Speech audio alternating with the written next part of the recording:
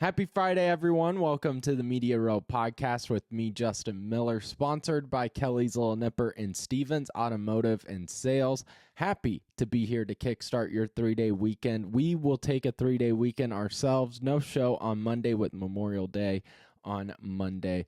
So a nice long weekend, a lot planned for today's show to get to, and really happy to have you guys along here for the ride. To give a quick show rundown, as we always do, going to talk about what we saw Wednesday with the incredibly talented Tyrese Haliburton just continuing to prove why he was not the most overrated player in the NBA when he was deemed that right before the playoffs. Why I think the Knicks and Pacers is just going to continue to be an amazing series, a perfect way to tip off the Eastern Conference Finals. We'll talk all about that. And then you had some NFL news in May with the vote to not ban the Tush push and why I think that is a good thing moving forward for the NFL. And then we will finish up today's show talking about an article I read about a show that was really influential to me, and I think to a lot of young sports journalists. I mean, you talk to anybody around my age that's trying to be in this field or is in this field about the show Around the Horn on ESPN, and it ends this week. It will be no more on ESPN. And there was a Wall Street Journal article that I read about it, and it just kind of pissed me off. And so we're going to get to that to finish up today's show.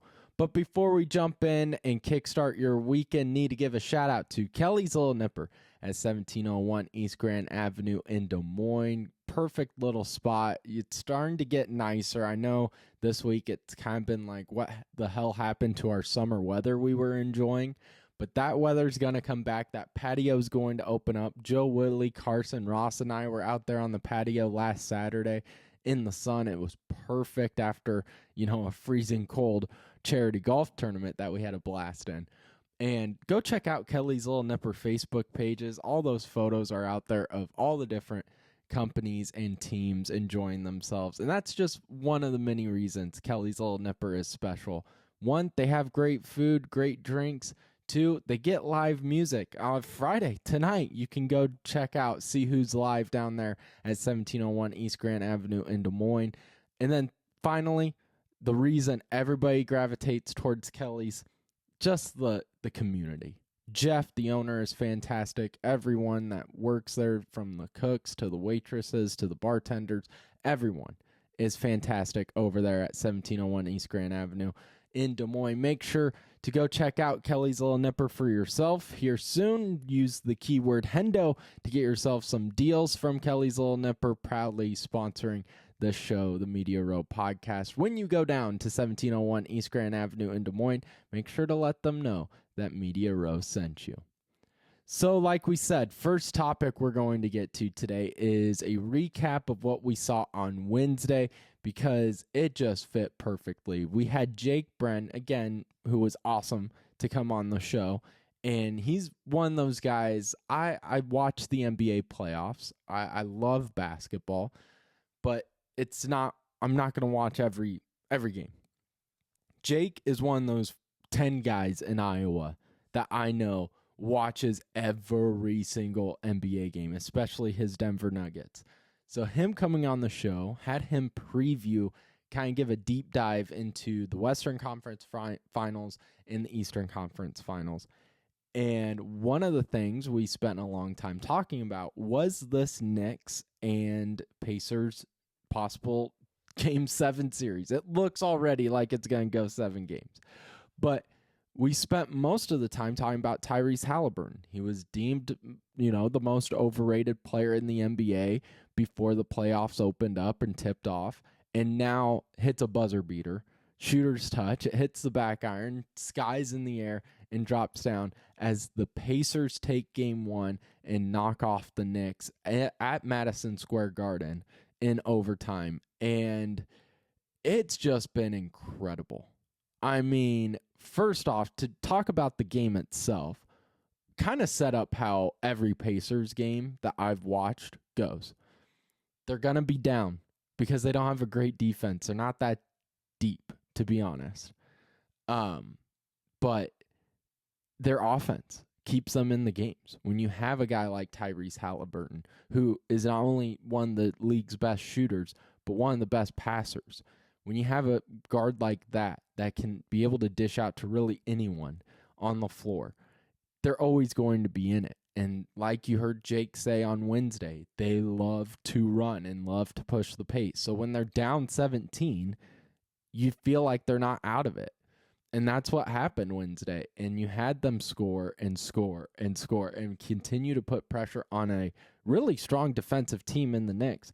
But you know how I love those ESPN Gamecast percentages that we look at? The Knicks had a 99.9% chance to win that game with under 3 minutes left when they were up 119 to 108, and Tyrese Haliburton said, "Hold my beer."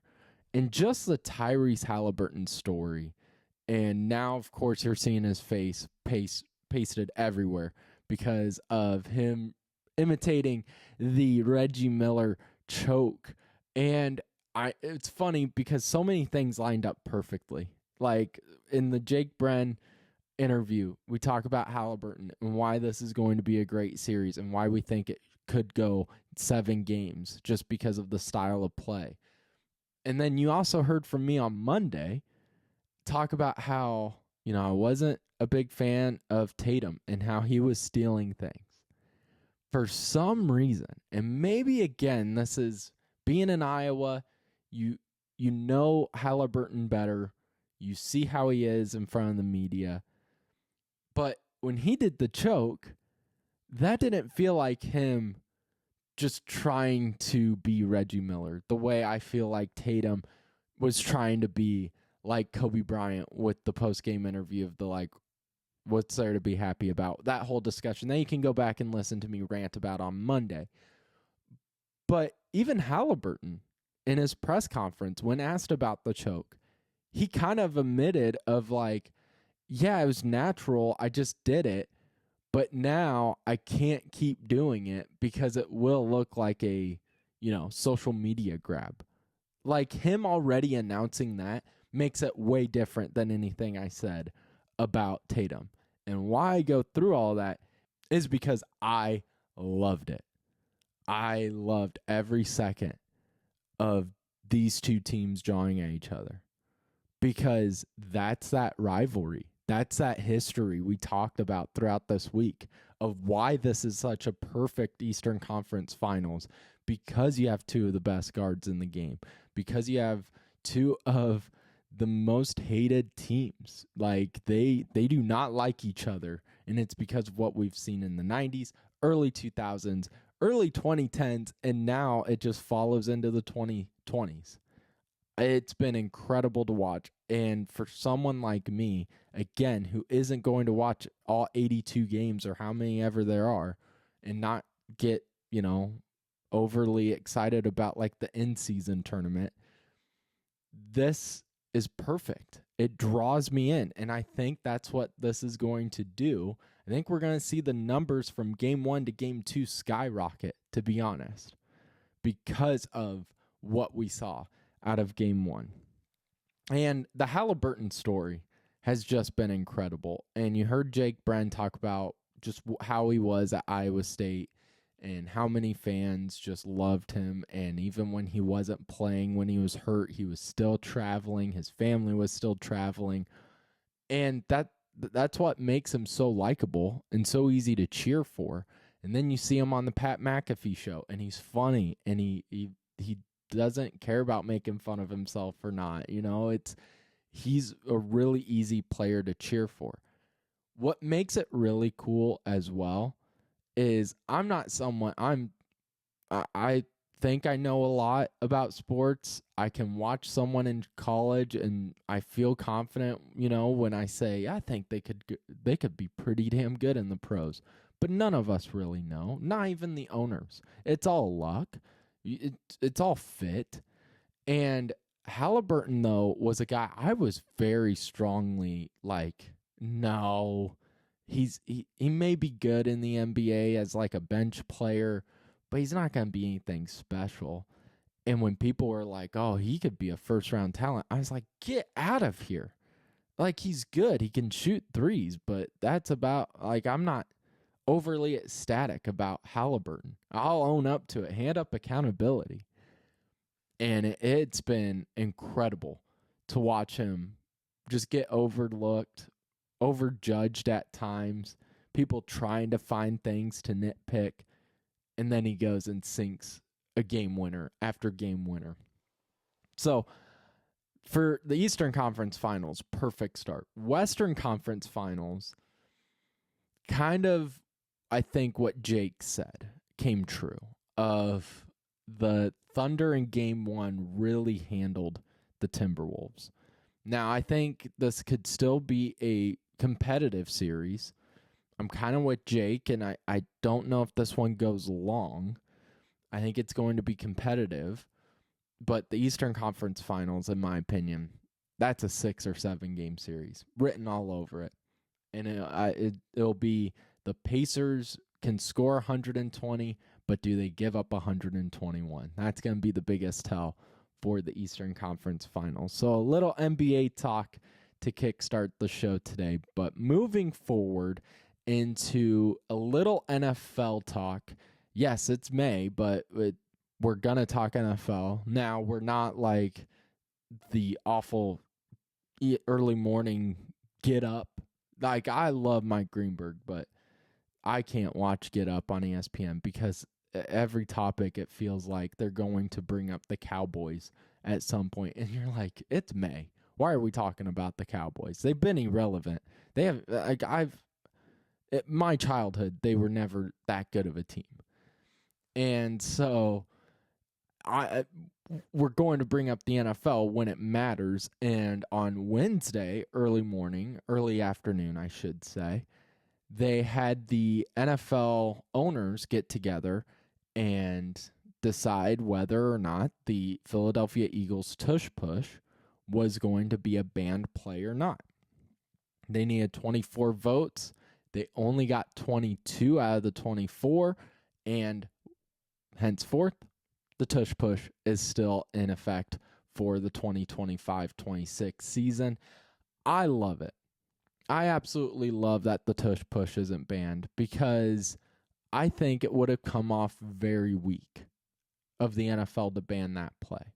Because the big thing, the Packers that are the franchise that was kind of front running this push to ban the play, they were really centralizing it around the fact that it leads to more injuries.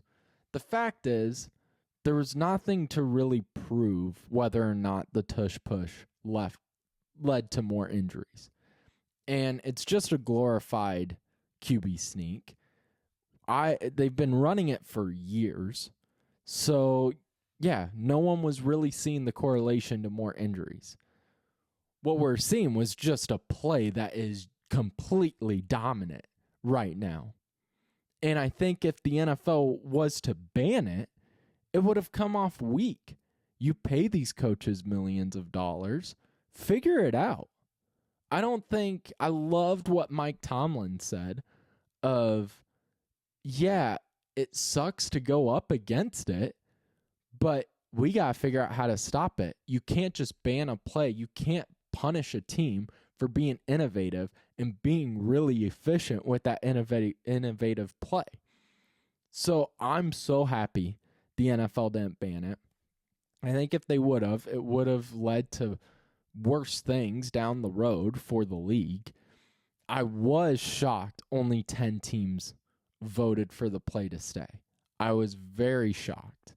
And before I knew it was only owners voting, because at first I was like, are the coaches involved? I'm sure the coaches and owners talk as to why I wasn't surprised Detroit Lions were one of the teams that wanted the play to stay, because you see the correlation. You see the coaches, the players on the Lions, they come up with some weird plays.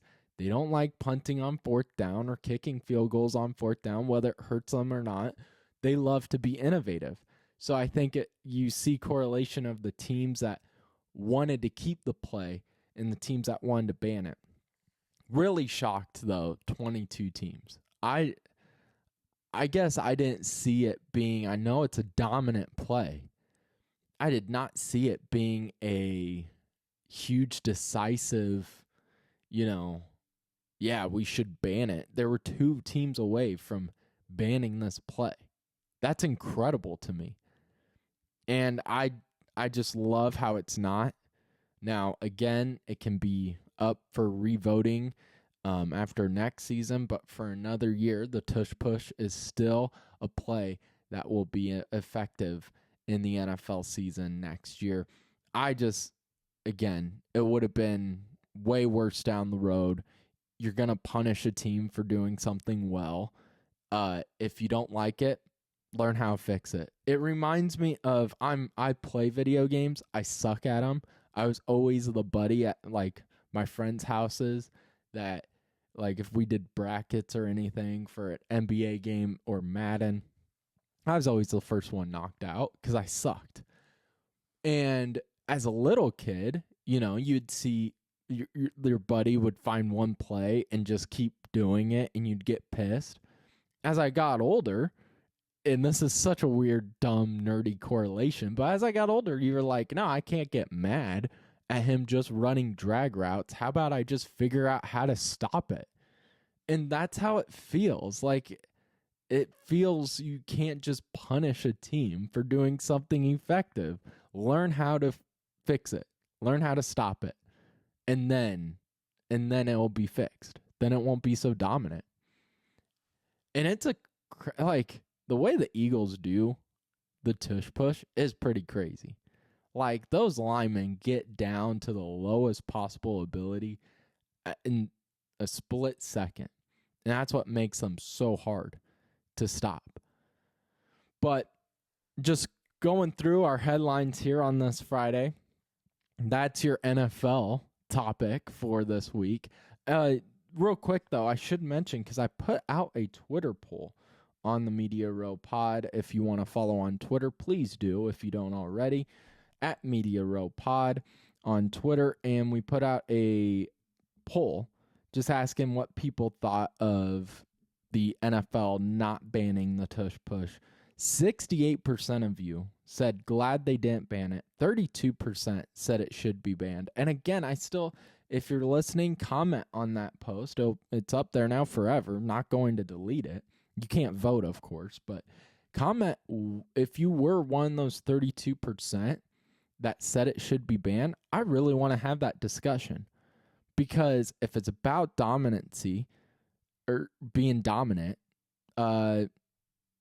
again, my point stands of learn how to stop it. 2, if it's about injuries, again, we haven't seen any stats or anything that points to players getting hurt on this play.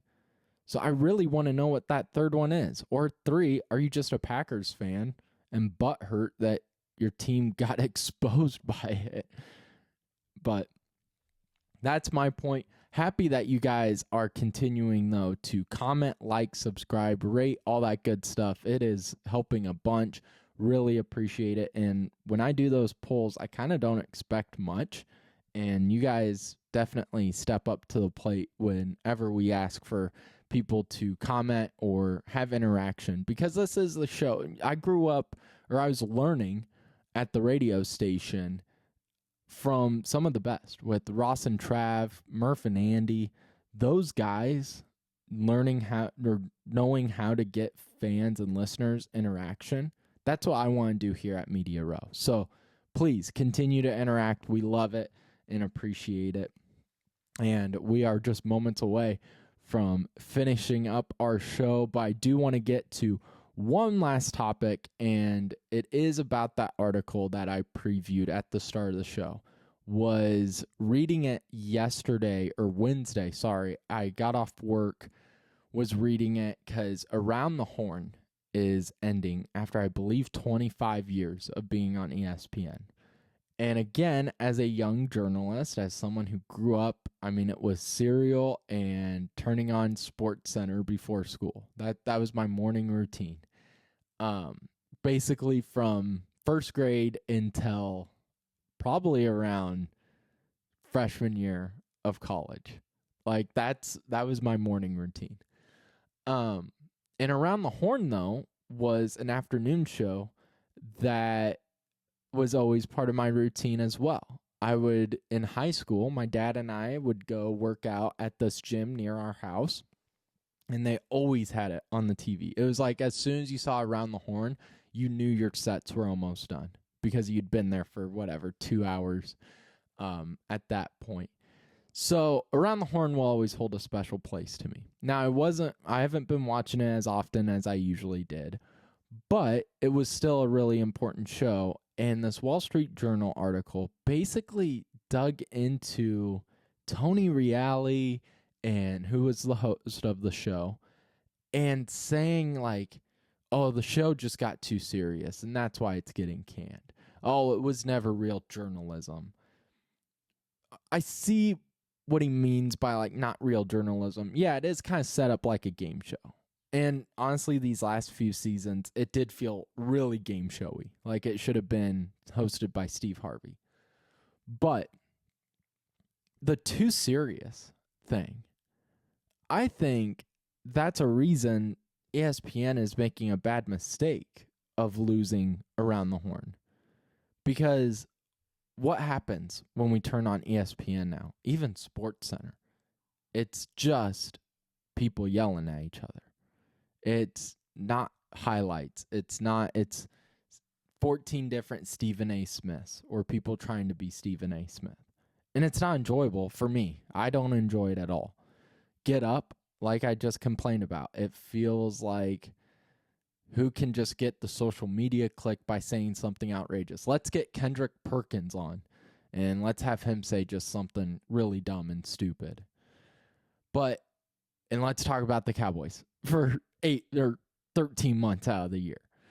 But Around the Horn, and pardon the interruption, were like the two that they would have debates, but it felt real. It felt like you were actually like absorbing the stuff they were saying. It wasn't just for entertainment. It was actually just to talk sports. So yeah, it did kind of tick me off when I'm reading this Wall Street Journal article talking about, it's just too serious, time to move on. It's like, no, this is what ESPN needs. I think this is what fans have been wanting from ESPN and SportsCenter. I miss when SportsCenter used to have the ticker on the sideline or on the side of the screen. And sitting there eating my cereal, I'd be like, okay, you guys got to get through this because I want to see my Cubs highlights here before school starts or whatever it was. And now I don't even use SportsCenter. I don't turn on the TV to go to ESPN for my sports news anymore, honestly. It's all on the phone. It's all on Twitter. It's all on Instagram. Because I don't want to hear 18 different Stephen A. Smiths and people trying to be Stephen A. Smith just yelling in like First Take, which is awful. And whatever those Fox shows are that used to have like Colin Cowherd, but Shannon Sharp and whatever. It was just Skip Bayless. That was the name I was looking for. And it's just, I think Around the Horn was one of those special shows. And now really the last special show, in my opinion, is Pardon the Interruption. If that show goes away, I don't know if there's another show that I will seek out on the typical Monday through Friday, year-round ESPN rundown, because SportsCenter just doesn't feel the same. So that's my little ESPN SportsCenter rant. And now again, would I take a job at ESPN and SportsCenter? Hell yes. I have no shame in saying that. I'm just saying, as a fan, as someone who loved what Mike and Mike was growing up, Around the Horn, what it felt like to watch it as a kid, it just doesn't feel the same. So that will do it for today's show. Need to give a shout out though before we finish up to Stevens Automotive and Sales. The 3 big keys you need to know before you go to Stevens Automotive and Sales is first off located at 5320 Northwest Beaver Drive in Johnston, Iowa. But number one, 35 years of family owned and operated here in the state of Iowa. Those are the people you're going to be dealing with, loyal and people that want to help you and make sure your car's out there safe and ready to hit the road. Number two, they communicate. They are perfect to sponsor a podcast because they are people that love to communicate. And you know, me as someone who knows nothing about cars, they know that. So they will always text and call and let me know exactly what is happening with my car. They will let me know what needs to be fixed now and what needs to be fixed or looked at here in the near future. But will never upcharge you, and that is part of number three. No BS at Stevens Automotive and Sales. They are the type of company, again, that won't just start fixing things to upcharge your bill. They will call you, let you know, hey, this is something that should be looked at. And you can even ask and go, is that really urgent right now? And they'll be honest, and there's been multiple times that are like, no, you don't need it right now. Like, I'm just letting you know. Probably not the next oil change, but the one after that one, you'll need to check out whatever light or something. So that's the kind of people you're working at Stevens Automotive and Sales. Good-hearted people, 35 years of family-owned and operated, 5320 Northwest Beaver Drive in Johnston, Iowa. When you go there, make sure to let them know that Media Row sent you.